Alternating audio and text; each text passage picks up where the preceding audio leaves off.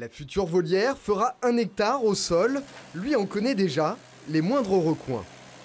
Est-ce qu'on peut prévoir des jardinières tant que tu es là avec la mini-pelle pour faire des plantations? Oui. Antoine Joris est le directeur zoologique de la réserve africaine de Sijan. Depuis janvier, il supervise tous les travaux de la future volière, de l'implantation des bassins jusqu'à l'installation de ces grands poteaux. On va avoir des espèces de taille assez conséquente comme les marabouts qui font des nids qui peuvent être énormes, qui peuvent 1m20, 1m30 de diamètre et qui peuvent peser 50 à 100 kg. Donc voilà, celui-là va servir à ça. Les autres, les plus nombreux, là, ceux qui sont regroupés, vont servir simplement de perchoir. Au total, une quarantaine d'espèces devraient intégrer ce nouvel habitat.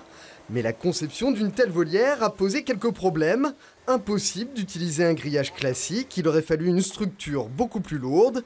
La réserve a donc fait appel à 3 spécialistes américains venus de Las Vegas.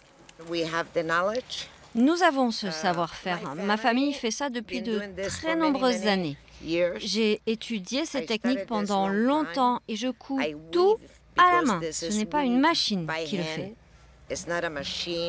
Un travail de titan, plus de 15 000 mètres carrés de filets à coudre et un investissement conséquent pour la réserve, 3 millions d'euros, mais qui en vaut la peine.